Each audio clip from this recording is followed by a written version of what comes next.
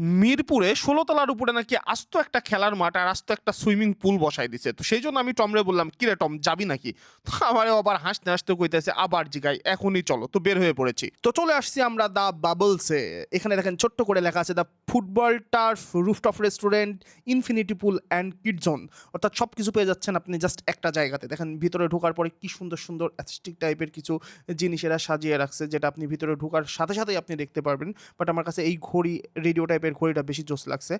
দেখেন এখান থেকে কোনো একটা বাইক নিয়ে আসি, ঝুলাই দিয়ে পাশে লিখে রাখছে দ্য বাবলস। আসলে এই জিনিসটা আমার কাছে একটু বেশি ইউনিক লাগছে।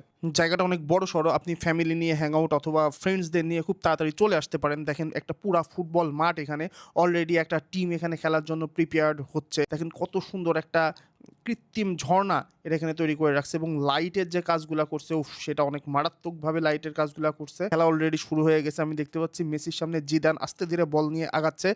গোল! বাবলস অবস্থিত হচ্ছে মিরপুর চিড়িয়াখানার ১ নাম্বার ঈদগাহের একদম ঠিক পাশেই।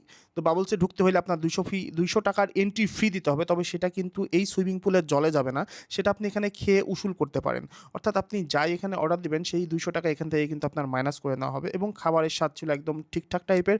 ডেকোরেশন ছিল খুব টপ নচ টাইপের, এবং জায়গাটা যেহেতু অনেক বড়, আপনি যদি মনে করেন যে আপনার বাচ্চা-কাচ্চা আছে, সেই ক্ষেত্রে বাচ্চা-কাচ্চা এসে মেঝেতে ছেড়ে দিয়ে আপনি আপনার মতো করে লেটস জয় করতে পারবেন। সেই ক্ষেত্রে কোনো ধরনের কোনো সমস্যা নেই। দেখেন ছেলেপেলে বাচ্চারা পাথর নিয়ে খেলতেছে, যদিও এগুলো আমার সব বন্ধুর বাচ্চা ছিল।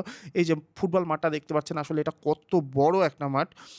সো এখানে সবাই হ্যাং আউট করতেছিল, গল্প করতেছিল, চিল করতেছিল। আরও যা, যা করা দরকার সব কিছুই আপনি এখানে করতে পারবেন। আর এই ছেলেটা হুদাই বকবক করছিল কিসের জন্য আমার কোনো আইডিয়া নাই। সো আপনারা যদি মনে করেন যে আপনারা আসতে চান মিরপুরের বাবলসে, এসে একদিন ঘুরে যেতেই পারেন।